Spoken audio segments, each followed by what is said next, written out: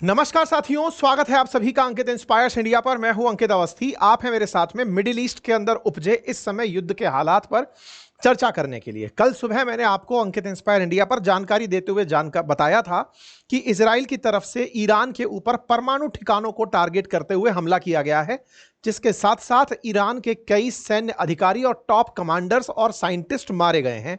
जिस जानकारी में हमने आपको बताया था कि लगभग 80 के आसपास लोगों के मारे जाने की पुष्टि की जा रही है तमाम मीडिया सोर्सेस के माध्यम से। जब यह हमला हुआ था उसी समय एक्सपेक्टेड था कि ईरान जल्दी ही बदला लेगा। आज की न्यूज में हम आपको बता रहे हैं कि ईरान ने कल रात से लेकर आज सुबह तक इजराइल पर किस तरह मिसाइल हमले किए और क्या इजराइल को इनकी वजह से नुकसान हुआ। तमाम प्रकार की मीडिया खबरों में कई तरह से मॉडिफाइड फेक तरह की खबरें भी चल रही हैं, जिसको दिखाकर बिल्कुल पाकिस्तान और भारत के बीच जो कुछ दिनों पहले युद्ध की सिचुएशन बनी थी उसकी यादें दोहराई जा रही हैं। बहुत सारी फर्जी खबरों को बिल्कुल मॉडिफाई तरीके से ऐसे पेश किया जा रहा है कि न जाने इजराइल का कितना नुकसान ईरान कर चुका है। हम सारी खबरों का आज विस्तार पूर्वक प्रॉपर एनालिसिस करते हुए चलेंगे। प्रयास करेंगे कि आपके पास जो खबरें हों या तस्वीरें जो हों वो प्रॉपर पुख्ता सोर्सेज से ली गई हों। हमने अपनी इन खबरों को बहुत ज्यादा वेरीफाई करने का प्रयास किया है। जिन तस्वीरों को हम आपको दिखा रहे हैं ये क्रेडिबल सोर्सेज से ली गई तस्वीरें हैं। उम्मीद है कि हम भी जो आपको दिखा रहे हैं उसमें मैक्सिमम सही निकले। अगेन, चूंकि कोई भी सरकार अपने इन हमलों की तस्वीरें तत्काल प्रभाव से जारी नहीं करती, इसलिए आपको कई बार इन पर बिलीव भी करना पड़ता है। हम अपनी तरफ से प्रयास पूरा कर रहे हैं, तो चलिए शुरू करते हैं। तो जैसा आप लोगों को जानकारी थी कि कल ईरान की राजधानी तेहरान पर इजराइल ने हमला किया था और वो हमला इतना सटीक था कि भारत के ऊपर भी प्रश्न उठने लगे थे कि हमने आतंकियों के ठिकानों पर हमले किए थे, हमने आतंकियों के घर तोड़े, लेकिन कोई भी नामी आतंकी, चाहे मसूद अजहर हो या फिर दाऊद इब्राहिम जो वहां छुपा बैठा है, कोई भी हाफिज सईद हो, इनमें से कोई भी हमारा निशाना नहीं बना। लेकिन इजराइल ने जब ईरान पर हमला किया तो वो इतना प्रेसाइज किया कि जो सैन्य कमांडर थे, यानी कि जो सबसे ज्यादा सिक्योर्ड जगह पर रहने वाले लोग थे, वो निशाना बने और वो अपने घरों में भी, जिनकी सुरक्षा में ना जाने कितनी डिफेंसेस लगी होंगी, वो अपने घरों में भी सुरक्षित नहीं बच पाए। इसलिए इजराइल की कल भरपूर तारीफ हुई कि इजराइल ने जो प्लान किया वो एग्जीक्यूट किया। वो जिनको टारगेट करता है उन्हें वो खत्म कर कर मानता है। फिर चाहे वो याह्या सिनवार से पहले की बात हो, तमाम जो इस्माइल हानिये की मौत की बात हो, इजराइल ने टारगेट करके व्यक्तियों को जो किल करने का काम कर रखा है वो उसमें बखूबी कामयाब होता है। इसके बदले में ईरान ने क्या किया? ईरान ने इजराइल की राजधानी तेल अवीव पर, असल मायने में यरूशलेम और तेल अवीव, किताबों में दोनों को जानकारी दी जाती है। अमेरिका तेल अवीव को यरूशलेम को राजधानी मानता है और आप और हम तेल अवीव को राजधानी मानकर चल रहे होते हैं। तो इनके यहां जो तेल अवीव नाम से शहर है इजराइल में, उसमें कुछ इस प्रकार के दृश्य दिखाई दिए। ये ईरान का एक हैंडल है, ईरान मिलिट्री नाम से। हालांकि इसे ऑफिशियल हैंडल नहीं माना जाता, लेकिन इसकी रीच देखकर आप अंदाजा लगा सकते हैं कि इसे ही सबसे ज्यादा इनपुट्स ईरान में दिए जाते हैं। इसकी रीच मतलब किसी साधारण प्लेटफॉर्म से बहुत ज्यादा है, इसलिए इसकी खबरों को लोग संतुष्टि के साथ मानते भी हैं। इसको हम यहां पर क्रेडिबल सोर्स तो नहीं मानते, लेकिन जो उपलब्ध हैं उनमें से क्रेडिबल है। ऐसे में इन्होंने अपनी तरफ से ट्वीट करके जानकारी दी कि हम पहुंच चुके हैं। कहां पहुंच गए हैं? तो हम ईरान से निकलकर इजराइल पहुंच गए हैं और ये धुआंधेरी कर दी है। ठीक है साहब, ये तस्वीरें तेल अवीव इजराइल की हैं, जहां से एक बात बहुत अच्छे से निकल कर आती है और वो ये है, ये जो आग उठ रही है इससे कहने की जरूरत नहीं बचती कि मिसाइलें हवा में ही मारी गई थी। मिसाइलें जमीन पर भी पहुंची हैं, टारगेट को भी हिट किया है। किस टारगेट को हिट किया है? जब तेल अवीव को ही निशाना बनाया गया है तो तेल अवीव को ही हिट करने का टारगेट था। ओके, अगर आग लगी है तो बड़ा सवाल यह कि इजराइल तो जाना ही जाता है अपने एयर डिफेंस के लिए। इजराइल जाना जाता है कि उस पर कोई हमला होगा तो उसके यहां बैठा आयरन डोम या तमाम वो अमेरिकी सुरक्षा तंत्र जो इजराइल को मिले हुए हैं, वो इन मिसाइलों को हवा में रोक लेंगे। लेकिन जैसे ही ये यहां पहुंचे, लोगों ने सवाल खड़े करने शुरू किए कि भाई क्या हुआ आफ्टर ऑल, कि इजराइल पर हमला हो कैसे गया। इंटरेस्टिंग बात यह है कि इजराइल में जमीन तक मिसाइल पहुंची, ये इजराइल ने भी एक्सेप्ट कर लिया है। इसका मतलब कुछ तो गड़बड़ है दया। वो क्या गड़बड़ है वो आगे चलकर हम डिस्कस भी करेंगे। फिलहाल के लिए यहां पर ईरान से इजराइल तक का जो सफर है ये वाया हो रहा है। मतलब इन बेचारे देशों को कोई पूछ ही नहीं रहा है। जैसे ये बीच में पड़े हुए जो इराक सीरिया जैसे जो देश हैं, इनको केवल बाईपास किया जा रहा है। सीरिया को, इराक को यहां से निकाल करके मिसाइलों को बस यूं चला चला के मारा जा रहा है। मतलब अब इनके एयर स्पेस खुद से ही बंद है। क्यों बंद है? इनसे पूछा नहीं गया कि तुम्हारे एयर स्पेस से मिसाइल भेजे कि नहीं। जनरली जब देश संघर्ष में होते हैं तो वो अपने एयर स्पेस को पहले नोटम जारी करते हैं कि भाई कोई भी यहां से ना उड़े। इन लोगों को कंसीडर भी नहीं किया जा रहा है। कल एक तस्वीर आती है जिसमें ईरान इजराइल से उड़ते हुए फाइटर जेट बाकायदा ईरान की सीमा में अपने फाइटर जेट्स में तेल भर रहे हैं। उड़ते फाइटर जेट्स में तेल भर रहे हैं क्योंकि 200 से ज्यादा फाइटर जेट हमला करने ईरान पर आए थे। तो तेल खत्म हो गया तो यहीं से भर भर के फिर जाकर के मार रहे थे। तो मतलब ये देश बेचारे अभी तक सरेंडर्ड ही हैं, और सरेंडर करने का काम ट्रंप ने करवा ही लिया था जब ईरान के आतंकी को एक राष्ट्रपति स्वीकार कर लिया था। तो कुल मिलाकर सीरिया अब सरेंडर्ड है और बाकायदा ये एयर स्पेस इजराइल ने भरपूर उपयोग में लिया है। इराक का कोई कंसीडरेशन बचता नहीं है। तो यहां पर इधर से हमले और इधर से हमले होते रहे। एनीवे आगे बढ़ते हैं। हमने कल इस विषय पर आपको डिटेल में जानकारी दे दी थी। अब इस जानकारी में चूंकि इजराइल ने खुद ईरान पर आगे से हमला किया है तो ईरान हर जगह यही बोल रहा है, हम हमला कर नहीं रहे, हम पर थोपा गया है, हम तो बस रिएक्शन दे रहे हैं। अब इजराइल का पक्ष जान लीजिए। इजराइल कह रहे हैं कि हमने भी हमला नहीं किया है, हमको हमले के लिए उकसाया गया है। बोले तुम्हें कैसे उकसाया? बोले ये जनाब जो है ये यूरेनियम एनरिचमेंट करके बैठे हुए हैं। मतलब इन्होंने यूरेनियम को इतना संवर्धित कर लिया है, एनरिचमेंट कर लिया है कि वो न्यूक्लियर वेपन बनाने में कभी भी उपयोग में लिया जा सकता है। अब न्यूक्लियर वेपन बनाने में इन्हें अगर उपयोग लायक लग रहा है तो ये कहते हैं कि मुझे वो दिख रहा है कि वो भविष्य में मुझ पर ही चलेगा। अच्छा, अगर सही मायने में इनका डर सही निकलता और यहां से यूरेनियम से बना न्यूक्लियर बम कभी पहुंच जाए इजराइल पर तो शायद इजराइल का अस्तित्व ना बचे। ये मैं ऐसा इसलिए बोल पाता हूं क्योंकि ईरान ने कम से कम ये तो सिद्ध कर दिया है कि इसके पास ऐसी मिसाइल्स तो हैं कि वो इजराइल की सरजमी को टच कर सकती हैं। अब इसमें एक प्रश्न है, टच करने से क्या मतलब है कि जमीन को टच कर लिया तो क्या टारगेट हिट हो गया? नहीं, न्यूक्लियर बम को टच करना ही पर्याप्त है। न्यूक्लियर बम अगर जमीन तक पहुंच गया तो पूरा देश ही साफ हो जाएगा, आसपास की जगहों की तो वैसे भी परवाह नहीं है। तो इनका डर इनके प्रति जो है वो लाजमी भी है। फिलहाल के लिए इन्होंने अपनी महारत सिद्ध कर दी है कि हमारे पास ऐसी मिसाइल्स हैं कि हम उनसे टारगेट कर सकते हैं इजराइल को। खैर, ये फिलहाल के लिए बड़ी सुर्खी बनती है, और सुर्खी बनती है कि तेल अवीव को हिट किया गया इजरायली मिसाइल स्ट्राइक के द्वारा। ये बड़ी हेडलाइंस हैं जो इस समय चली आ रही हैं। सूचना निकलती है कि इजराइल और ईरान के कन्फ्लिक्ट में अब तक 78 लोगों की जान जा चुकी है, 380 इंजर्ड हो चुके हैं। अब आपके दिमाग में एक प्रश्न बनने लगेगा, सर इजराइल ने ईरान पर हमला किया तो क्या उसका टारगेट पूरा हो गया? इजराइल का मानना है कि उसने परमाणु ठिकानों को और उन लोगों को टारगेट किया जो जिम्मेदार थे न्यूक्लियर बम बनाने के लिए या उकसावा देने के लिए। ऐसे में मैंने उन्हें खत्म कर दिया। अब ईरान ने इजराइल पर हमला किया अपने लोगों को यह बताने के लिए कि हमने हाथों में चूड़ियां नहीं पहनी हुई हैं, हम भी इजराइल पर हमला कर सकते हैं। तो वो कामयाब उसमें हो गया।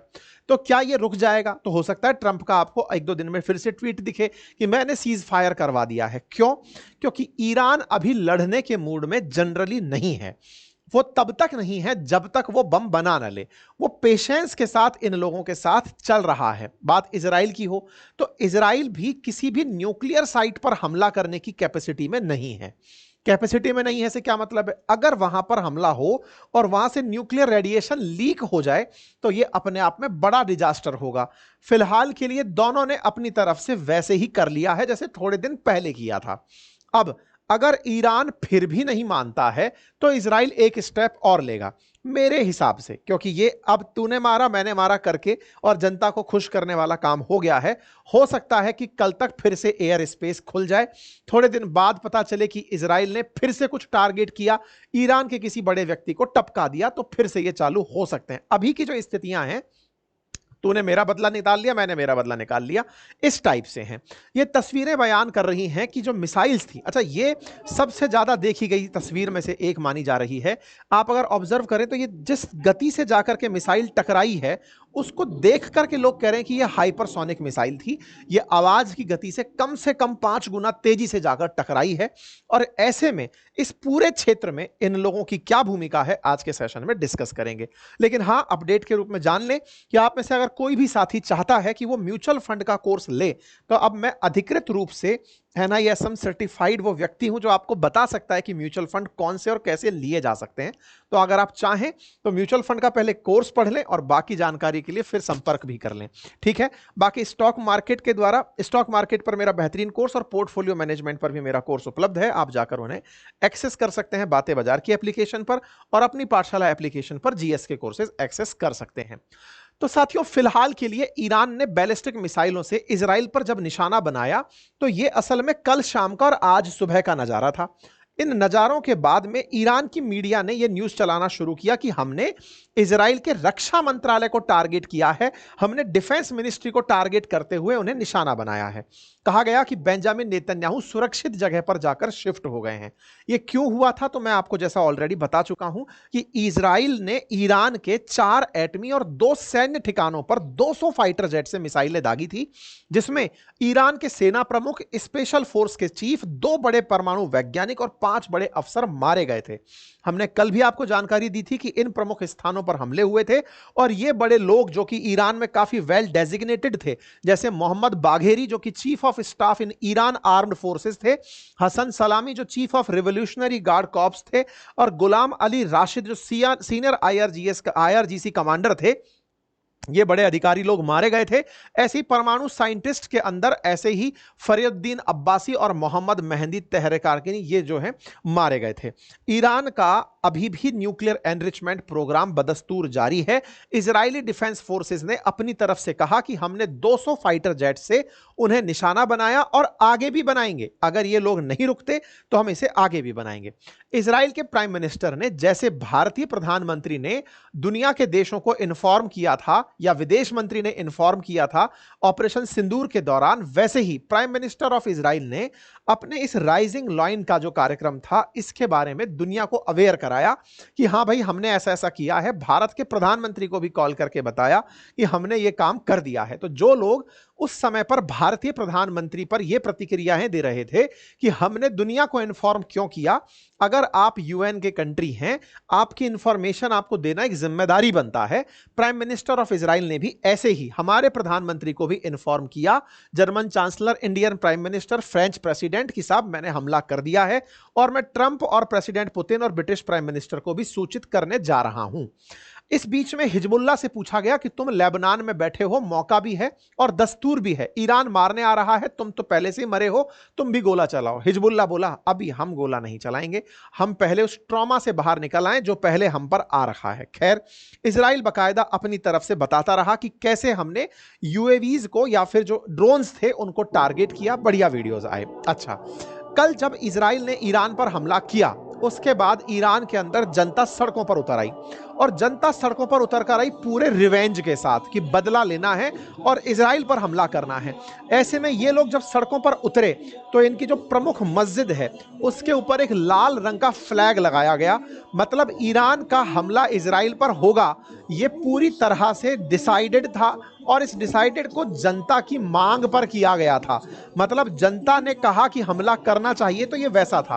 अब इसमें 2 तर्क आते हैं। 2 तर्क ये हैं कि साहब इजराइल पर ईरान का हमला खुद रिएक्शनरी था, तो रिएक्शनरी के लिए तो वो पहले से ही तैयार था।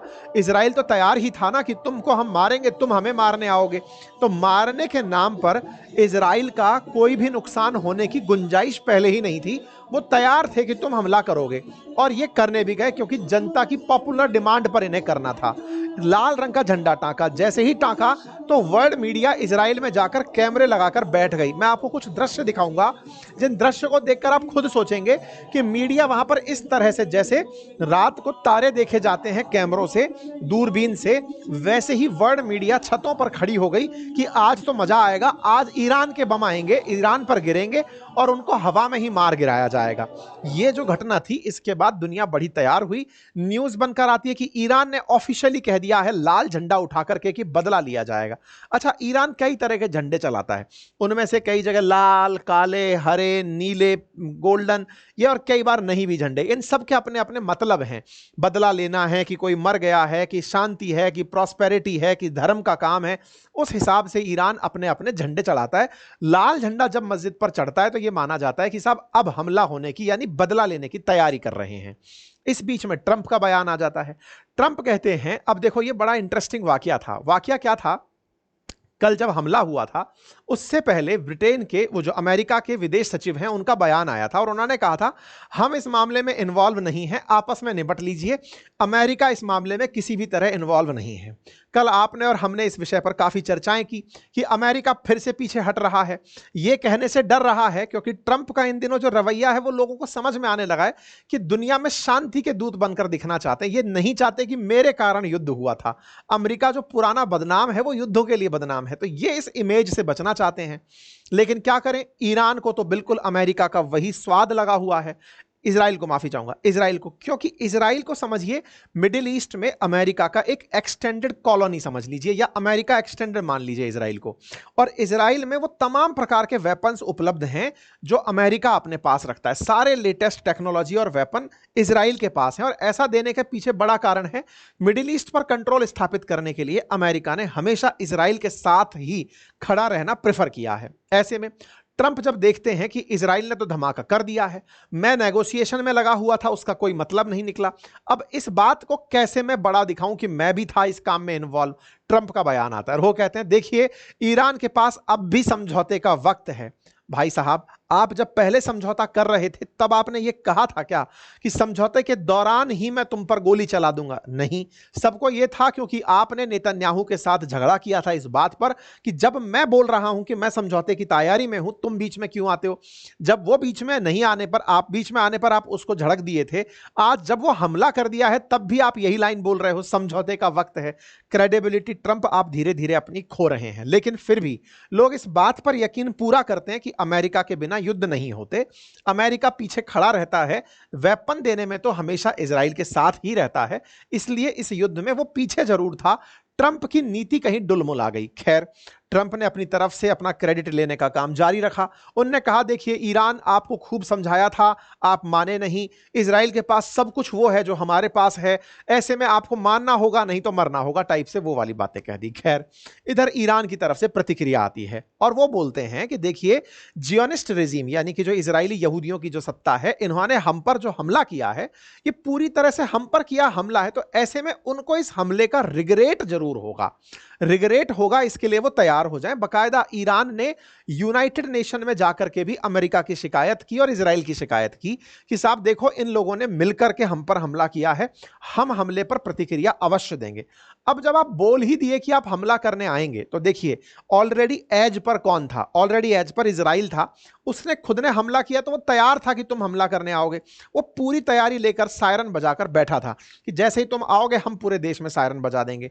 इन्होंने आना तय किया क्योंकि ये बोल कर आ रहे थे, बोलकर आ रहे थे। रात को 10 बजे ईरान ने इजराइल पर जब हमला प्लान किया, इजराइल ने सब तरफ सायरन बजा दिए। ये सायरन जहां जहां बजे उनके दृश्य हैं, कितने सारे सायरन बजे। अब इतने सारे सायरन क्यों बजे?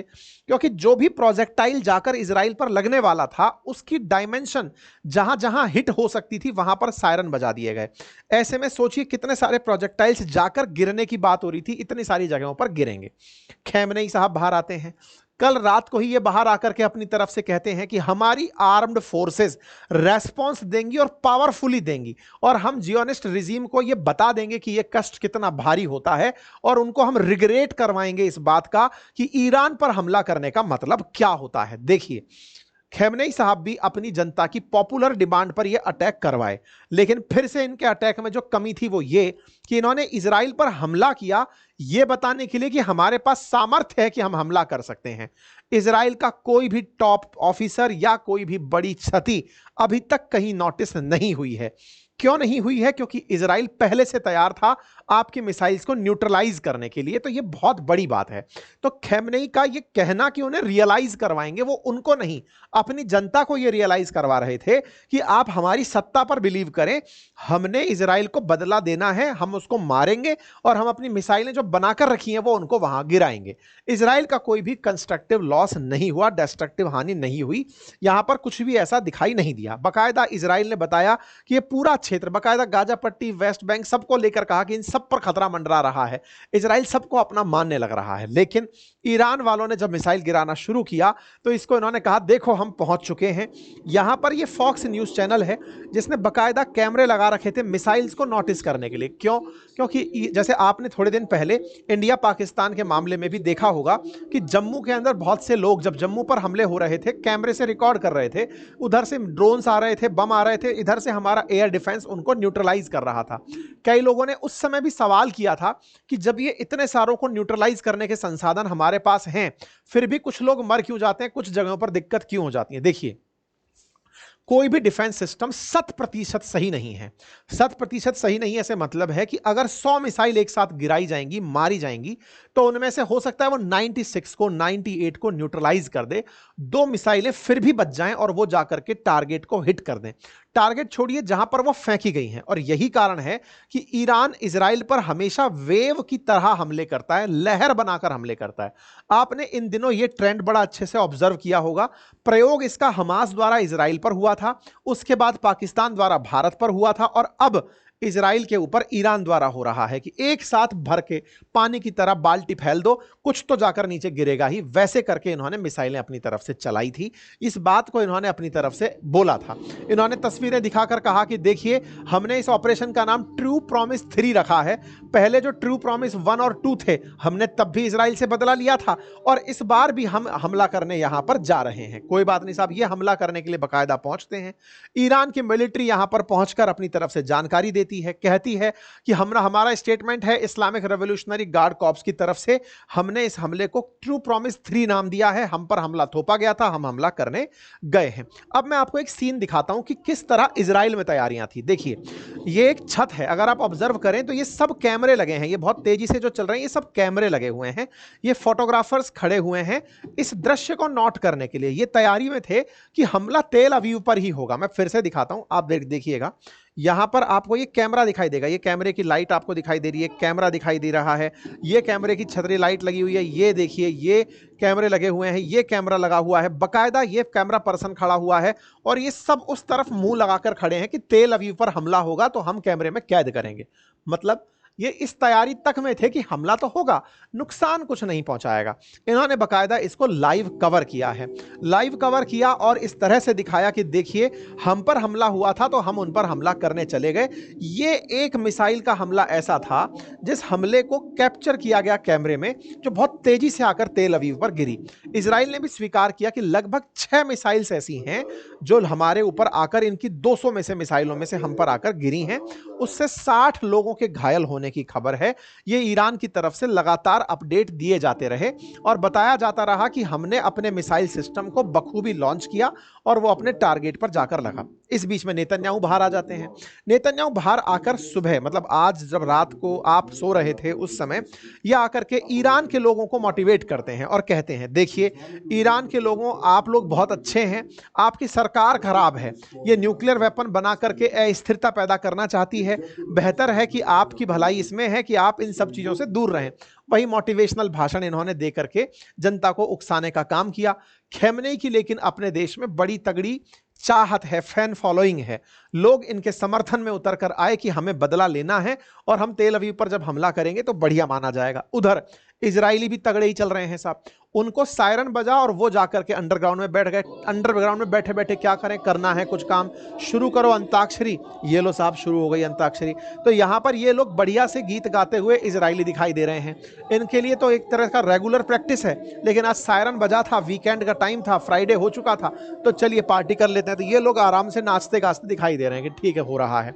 एक बहुत तगड़ा मतलब न्यूज़ वायरल हो रहा है। मैं इसकी सत्यता प्रमाणित तो नहीं करता, लेकिन अगर ये वाकई में ऐसा है तो ये मतलब मजाक बड़ा वाला हो सकता है। मैं फिर से कह रहा हूं, ये एआई के ज़माने में फेक हो सकता है। क्या फेक हो सकता है? इस स्क्रीन पर चलता हुआ कुछ दिखाया जाना। कहा जा रहा है कि यमन के अंदर लोगों के सामने बिग स्क्रीन पर प्रेजेंटेशन लगाया गया, इस बात का प्रेजेंटेशन लगाया गया कि इजराइल पर हमले हो रहे हैं, और इन हमलों के बाद में यमन के जो लोग बैठे हुए हैं ये जबरदस्त खुश हुए। ये यमन वही वाले यमन है हूतियों वाले, अगर आपको याद हो, जो ईरान के समर्थक हैं। ये लोग बड़े खुश थे जब इजराइल पर हमले हो रहे थे। अगेन, क्या ये संभव है? संभव तो इसलिए है क्योंकि ईरान ने खुद ही कह दिया था हम हमला करने जाएंगे, तो ये लोग हमले की तैयारी में थे। लेकिन असंभव क्यों है? असंभव इसलिए कि इतनी सारी गैदरिंग, बकायदा लाइट वाइट जलाकर कोई मैच देखने तो आ सकती है या किसी कार्यक्रम में तो आ सकती है, हमले देखने के लिए लाइव डिस्प्ले पर कि कब हमला होगा और पेशेंस के साथ बैठे हों, इस पर डाउट है। ये एआई चलित पिक्चर भी हो सकती है, लेकिन ट्रेंड बहुत कर रही है, लोग इसे बहुत शेयर कर रहे हैं। ठीक है, हम सत्यता प्रमाणित नहीं करते, लेकिन हां, हम ये कह रहे हैं कि ऐसा सोशल मीडिया पर चल रहा है। इजरायली डिफेंस फोर्सेस ने अपनी तरफ से कुछ तस्वीरें और दिखाई और कहा, इजरायल डिफेंस फोर्सेस ने खुद अपनी तरफ से तस्वीरें दिखाई और कहा कि हम पर बैलिस्टिक मिसाइल से हमले हुए हैं और उससे सिविलियन घायल हुए हैं। इस तरह से बादलों में से चमकती हुई लाइट्स की तरह आकर के मिसाइलें तेल अवीव को टारगेट करने आ रही थी, जिन्हें न्यूट्रलाइज करने का प्रयास किया गया। ये सारी बातें यहां पर निकल करके आई। यहां पर आप देख सकते हैं बकायदा लोग जो हैं वो इस चीज को नोटिस करने आए थे, बाकी तस्वीरों के अलावा कुछ नहीं है। जहां पर यह हमला हुआ वहां पर भी पत्रकार पहुंचे, उन्होंने तेल अवीव के अंदर पहुंच करके तस्वीरें बताई कि यहां कुछ लोग घायल हुए हैं। बकायदा यहां पर मतलब इस तरह का तेल अवीव के अंदर ये वाला जो नजारा है, इस नजारे को बहुत ज्यादा शेयर किया जा रहा है। ईरान ने 150 से ज्यादा मिसाइलें चलाई थी, बस यही अपडेट है। ईरान के अंदर बिल्डिंग्स टूटने का, कारें जलने का, इजराइल के अंदर बिल्डिंग टूटने का और कारें जलने का इस तरह का नजारा देखा जा रहा है। एक और क्लेम किया जा रहा है और वो क्लेम ये है कि ईरान के इन मिसाइल हमलों में इजराइल के 2 F-35 जो कि अमेरिका द्वारा इजराइल को दिए हुए फाइटर जेट्स हैं, वो मारे गए। अब ये सत्यता अगेन वैसे ही है जैसे पाकिस्तान ने भारत के बारे में कहा हमने राफेल मार गिराए। राफेल की सूचना बाद तक यानी अब तक नहीं आई है। ऐसे ही F-35 ईरान क्लेम कर रहा है कि हमने 2 इजरायली F-35 मार गिराए हैं। अब इसकी सत्यता कैसे आएगी वो तो समय बताएगा, लेकिन हां, फाइटर जेट्स के बारे में न्यूज जरूर चल रही है। जैसे ही यह हमला हुआ, इसके बाद ईरान के लोग सड़कों पर उतर आए और बकायदा झंडे लेकर के राष्ट्र के समर्थन में खड़े होकर के नारेबाजी करने लगे। ठीक है, अमीर हातिमी को ईरान का नया सेना प्रमुख बनाया गया है और वो अपनी तरफ से पूरी तैयारी करके बैठा है। फिलहाल के लिए इजराइल और ईरान के बीच में पूरा एयर स्पेस खाली है। जो भी फ्लाइट्स हैं वो वाया दुबई और सऊदी के ऊपर से होते हुए मेडिटेरेनियन सी से यूरोप जा रही हैं। ये साइड पूरी खाली है, मिसाइलों के लिए इन्हें छोड़ दिया गया है। अपने कयास की अगर बात करें तो मुझे नहीं लगता कि कल ये हमले होंगे, कल तक ये सारा मामला सेटल हो जाएगा। ऐसा मैं क्यों बोल रहा हूं? क्योंकि ये बस बदले में किया गया प्रयास था। इजराइल को जो अचीव करना था वो कर चुका, उसे उनका सैन्य प्रमुख, कमांडर और परमाणु वैज्ञानिक मारने थे वो मारा। इजराइल के खिलाफ ईरान ने बदला लेकर के उस बात को, स्कोर को सेटल कर लिया। सारा मामला रुक जाएगा। हो सकता है कि कल फिर से ट्रंप का कोई ट्वीट आ जाए कि मैंने फिर से सीज फायर करा दिया। ठीक है साहब, तो उम्मीद है कि आप लोगों को यह जानकारी समझ में आ गई हो। बाकी फिलहाल के लिए इतना ही है। बाकी हमारे विदेश मंत्री ने दोनों तरफ से बातें कर ली, इजराइल से भी बात कर ली, ईरान से भी बात कर ली। हम तो वही है ना, मध्यस्थ वाली बातें करते हैं, कर लिया। लेकिन चाइना ने इजराइल को स्लैम किया है कि तुमने ये सही नहीं किया, इजराइल को कहा है, और इस तरह से इन्होंने ईरान का सॉफ्टली साथ दे दिया है।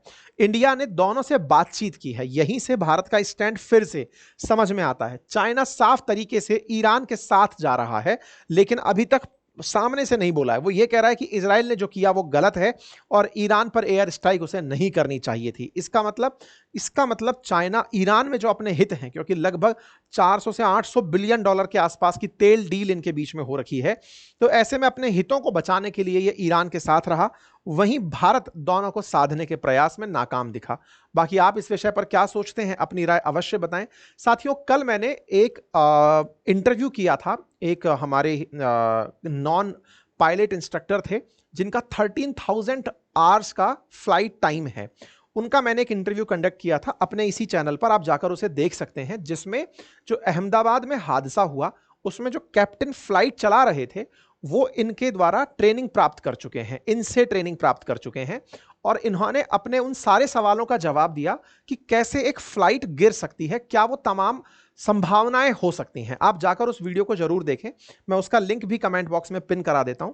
आप उसे देखें और आपके प्रश्नों का संभवतया वहां जवाब मिले, ऐसा हमने कल प्रयास किया था। ठीक है, इसी चैनल पर वो इंटरव्यू डला हुआ है। बाकी हमारे कोर्सेज बातें बाजार की एप्लीकेशन और अपनी पाठशाला पर उपलब्ध हैं, आप उन्हें एक्सेस कर सकते हैं। Thank you so much.